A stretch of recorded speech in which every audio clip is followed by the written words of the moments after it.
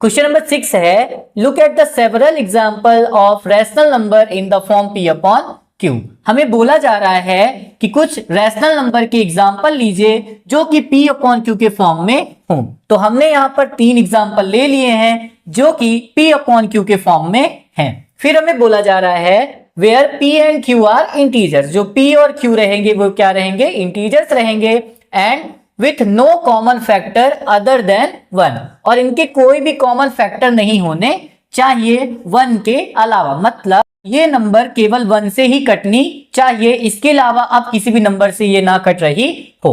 और having terminating decimal representation या फिर एक्सपेंशन, मतलब जो आपने एग्जांपल लिए हैं वे क्या होने चाहिए, टर्मिनेटिंग डेसिमल एक्सपेंशन होने चाहिए। टर्मिनेटिंग डेसिमल एक्सपेंशन का मतलब जब हम इनको डिवाइड करें तो पॉइंट के बाद कुछ डिजिट आए, उसके बाद हमारा डिवाइड क्या हो जाए, रुक जाए। तो इस तरह के एग्जांपल हमने यहाँ पर ले लिए हैं। अब हमसे बोला जा रहा है can you guess what property q must satisfy. तो हमसे पूछा जा रहा है कि क्या आप गेस कर सकते हैं कि जो क्यू है, मतलब जो रैशनल नंबर के डिनोमिनेटर में है ना, वो किस तरह की प्रॉपर्टी सेटिस्फाई कर रहा है। तो आइए हम इसको क्या कर लेते हैं, समझ लेते हैं। तो हमने यहाँ पर क्या ले लिए हैं, 3 एग्जांपल ले लिए हैं जो कि रैशनल नंबर हैं, p अपॉन q के फॉर्म में है और टर्मिनेटिंग डेसिमल एक्सपेंशन भी है। अब हमें बताना है कि जो q है, मतलब जो डिनोमिनेटर में नंबर है, वो किस तरह की प्रॉपर्टी सेटिस्फाई कर रही है। तो जब हमने यहाँ पर जो डिनोमिनेटर में 16 है उसका प्राइम फैक्टराइजेशन किया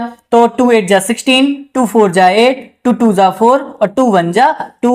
तो हम देखते हैं कि हमें जो है 2 कितनी टाइम मिलता है, 4 टाइम मिलता है। तो हमने इसको क्या लिया, 2 की पावर 4 लिख लिया। ठीक है, इसी तरह यहां पर भी हम देख रहे हैं p अपॉन q, मतलब ये क्या है, हमारा q है। और जब हमने 25 का भी क्या किया, प्राइम फैक्टराइजेशन किया, तो 5 5 जा 25, 5 1 जा 5, तो हमें यहाँ पर 5 की पावर क्या मिलती है, 2 मिलती है।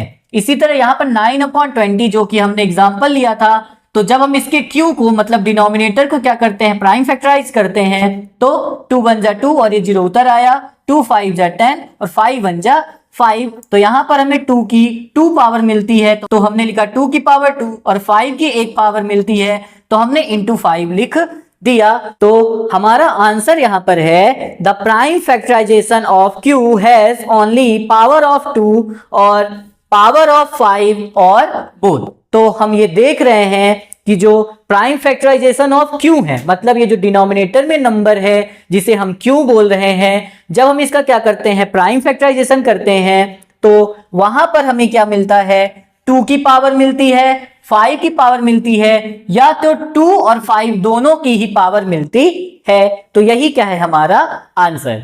क्वेश्चन नंबर 7 है, right 3 numbers whose decimal expansion are non terminating non recurring। तो हमें यहाँ पर 3 ऐसे डेसिमल एक्सपेंशन लिखने हैं जो कि नॉन टर्मिनेटिंग हो और नॉन रिकरिंग हो।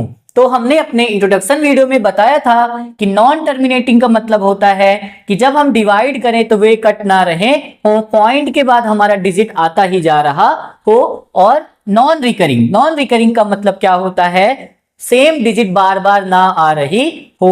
तो आइए हम इसको क्या कर लेते हैं, यहाँ पर सॉल्व कर लेते हैं। तो 3 एग्जाम्पल हम लोगों को यहाँ पर लेना है। तो हम एक एग्जाम्पल ले लेते हैं 0.01, फिर 001, 001, फिर 4 टाइम 01, फिर 5 टाइम 01, और इसी तरह ये हमारा 6 टाइम 01, 7 टाइम 01 आता जाएगा। आप भी अपने हिसाब से कुछ भी एग्जाम्पल ले सकते हैं। फिर हम ले रहे हैं 1 पॉइंट में 10, फिर 100, फिर 100, फिर 1 4 टाइम 0, फिर 1 5 टाइम 0, और आप देख रहे हैं ये इसी तरह 1 6 टाइम 0 और इसी तरह आगे भी आता जाएगा। तो आप इसमें खुद ही देखिए ये कैसा है, हमारा नॉन टर्मिनेटिंग है, मतलब ये डिवाइड कभी भी खत्म नहीं होगा, आगे की तरफ जाता जाएगा।